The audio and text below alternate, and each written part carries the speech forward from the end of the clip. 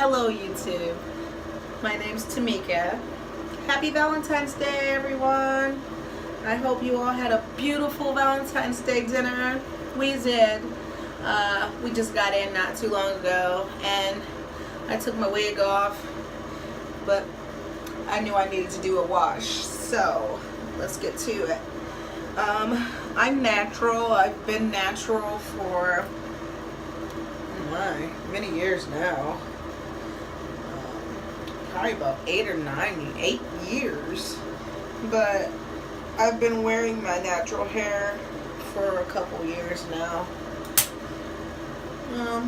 So I try to make sure I wash it once and condition it and things, oil it once a week. My washing days, I try to do them on Wednesdays, but sometimes they end up being the weekend. So, but I like Wednesdays because it's hump day. It's in the middle of the week. Yeah, so anyways, I need to wash my hair. I have gel flakes all in my head. So I'm gonna proceed washing my hair today.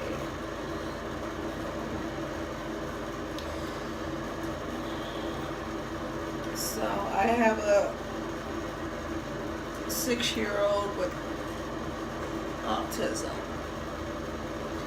It's kind of the reason I wanted to make a YouTube channel, was to be able to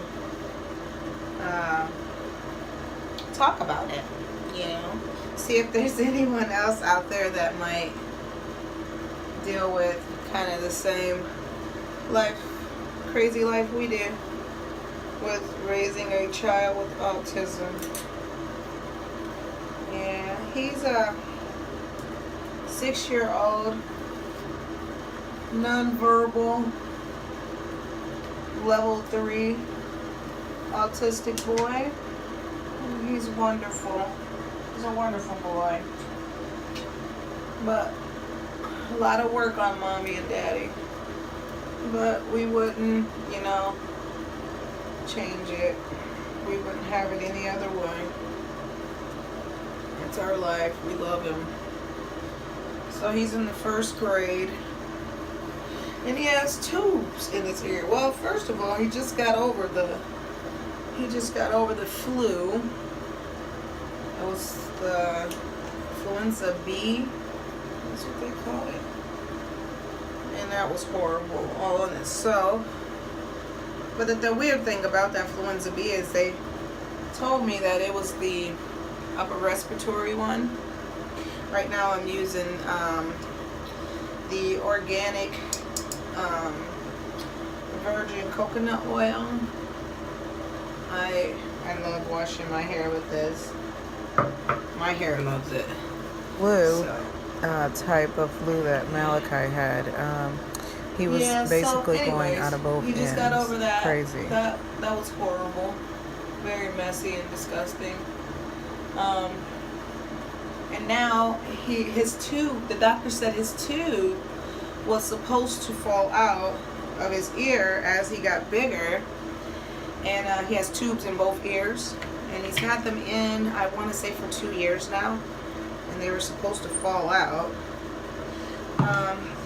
The shampoo I'm using is the Garnier shampoo. It's the olive oil one, legendary olive oil. I love it. I choose to use this. It's the whole blend. My hair loves this. So I've been using this now for about a year. I was using the coconut one last year, but then when they can't, you know, you know your hair, and my hair has always loved coconut oil and olive oil. So I thought, since I was already doing a coconut oil with my washes, then I should do like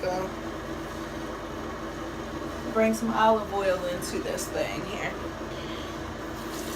But yeah, we have to go tomorrow so that the doctor can look at his ear, because he's been home from school. He only went to school one day this week because of that tube being twisted in his ear. It didn't come out. It twisted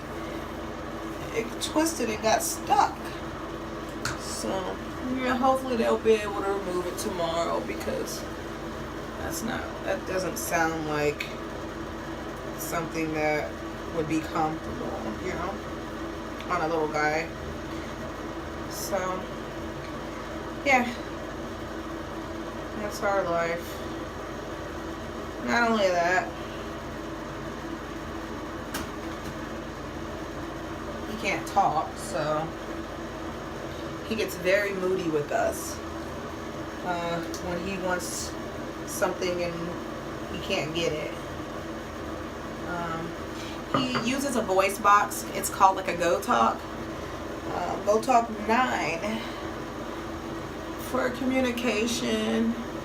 He also knows a little sign language, and he goes by the PEC system. The PEC system is basically pictures with words. Maybe I can show those to you someday when I'm not dealing with shampooing my hair. So yeah, did I do that? I can't remember if I put coconut oil in my hair. I think I put coconut oil in my hair. If I didn't, I'm such a ding dong, because I'm getting ready to add some more. I think I did. I do remember this method now. I did. Anyways, my hair loves it, so it's okay. What else? I just had his IEP meeting not long ago. That went great. So I love, a lot of people have a horrible time with their IEPs, and I didn't. I like the plans that they have set up for him. They're gonna still be using the Go Talk, but they're going to also, they have like a Go Talk that's like a single Go Talk, like just with single pictures, and they're going to use, she has so many of them, so she says she wants to start using them throughout the classroom. Like for art, they'll have like a paintbrush, and then they'll put the Go Talk next to the paintbrush, and then they'll have like a picture of probably like a paintbrush, and then it'll say art underneath, and so when he pushes the button, it'll say art. So he'll be able to kind of, put two and two together, that art and paint go together, I guess. And puzzle, they're going to do the same thing for puzzles and things like that. So story time. So this is really nice. I hope it works out for them. Hope it works out for Malik. Yeah. So that's that.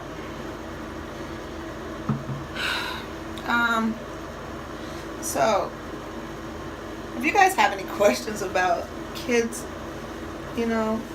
about my son, because I can't answer for everyone's autistic child, because there are so many different spectrums of autism, and so many children have different spectrums. So Malachi has kind of a severe it is severe.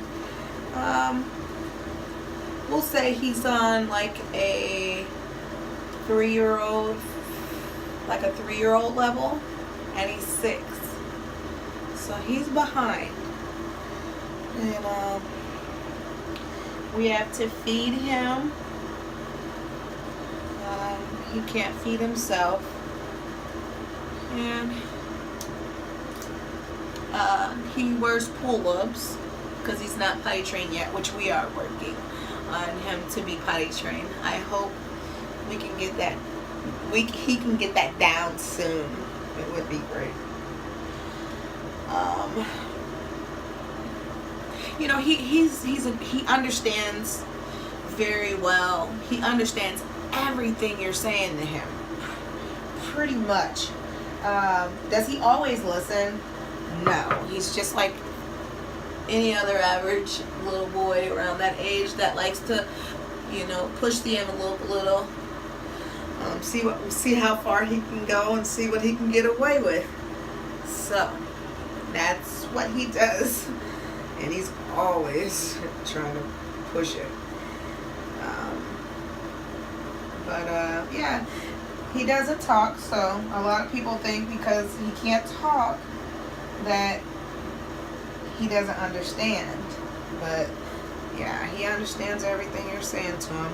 I remember one time we were outside playing on the trampoline, and there was some little neighbor boys next door around his age riding their bikes and playing, and then they wave at him. They kept waving at him, and he just kept staring at them, and he wouldn't wave back. So I just wanted to be, you know, I didn't want the little boy to think that Malachi was being rude. So I just told him, hey, he can't, I'm sorry, he doesn't talk. So Malachi, he showed me that day, because he was pretty upset with me for telling these kids he could not talk. So he started fussing at me. I guess that was his way of telling me, hey, look at me, I can talk. You're not going to tell these little boys, Mommy, that I cannot talk, because I can talk. Yum, yum, yum, yum, yum. You know, telling me off. So that day is when I realized he could really understand what I'm saying about him. So now when we go to centers and when he goes to daycare and things like that, sorry guys, I keep looking down because I getting shedding. I hate shedding. My ends are so badly damaged that I just want to take scissors and just cut this. I just can't stand dead ends. I can't. Look how bad they are. They need to be chopped off. So I think that's going to be one of my things I'm going to have to get done, because that is so gross. It drives me crazy. It really does. But, yeah. That's when I really realized that Malachi can understand what I was saying. And so I let everyone know that, you know, handles him, deals with him. You know, watch what you say in front of him, you know. Because I would hate for them to say something that's hurtful and it hurts his feelings, because, oh, he gets his feelings hurt. Yes, he does. And he shows it when he gets his feelings hurt. He shows that he's not happy. He kind of self-injures himself when he's hurting. It can be hurting, feelings hurting, or it could be he might have bit his tongue or stubbed his toe, and it's a trigger, and he harms himself. And when you're trying to calm him, he'll bite you. He'll bite. He pulls your hair. He head bangs at times. He'll bang his head. One time he banged his head so hard he had like an egg on his head. Well, my video is getting too long, I think. I don't want it to be so long that people don't want to watch. I'm just going too long. So I'm going to have to speed it up a little bit.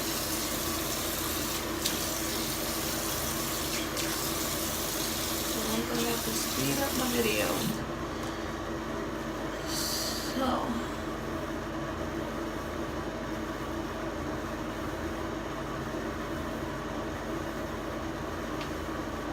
yeah, and he wears a harness when we're out in public. Yeah, when he's out in public, he wears a harness, because if he doesn't wear a harness, he can get away I remember when my two older kids were little, and I would see kids 6 years old in a stroller, or a parent with a harness on them, and I would just shake my head and just be like, what in the heck is wrong with those parents? You know, don't they realize that child is too old to be in that harness or to be in that stroller? And now I completely understand. So if you do not have a child with eloping, you know, with problems with eloping, then you don't have to worry about that kind of stuff. But when you have a child that constantly wants to elope and get away, you have to try your best to keep them safe. So when you see things like that in public, don't judge us. Don't. We are trying to keep our kids safe. That's why you see that.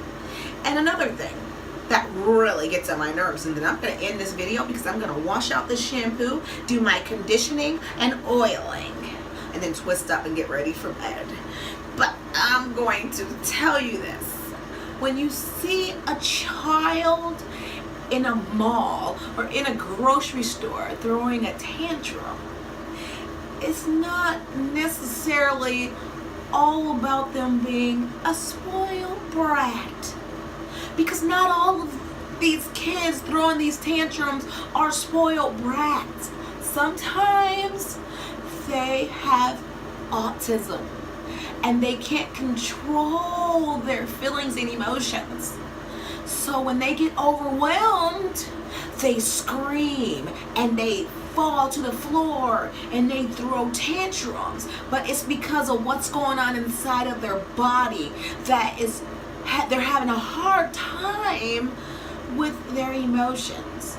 So the next time you see a child screaming and falling all over the floor, don't stare like the parent doesn't know how to control their children, or because that's just a little spoiled brat that needs a spanking.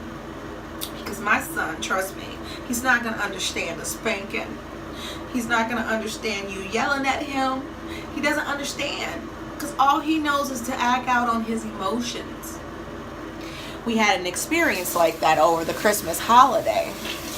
See, we went and got his photo done with Santa, and he did great.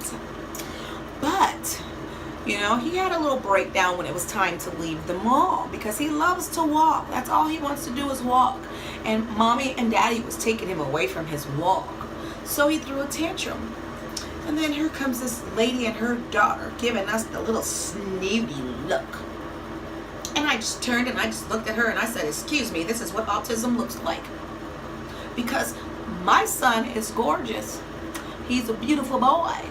And no, autism children, they do not look autism. Autism doesn't have a look. It is just what's going on in their body, you know. It's their feelings, it's their emotions, it's their development, you know. It's not like Down syndrome. They don't have a look about themselves. So, you know, just, you know, my channel is all about trying to bring awareness to autism. Also, I just love to talk. So, hey, there might be days I talk about other stuff. But, you know, today it's autism. So, the next time you see that, just be aware that that child might have autism, you know.